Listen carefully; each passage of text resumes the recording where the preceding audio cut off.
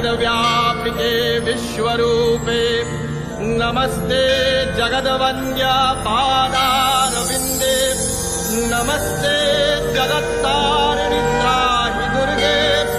नमस्ते जगच्चिन्त्यमानस्वरूपे नमस्ते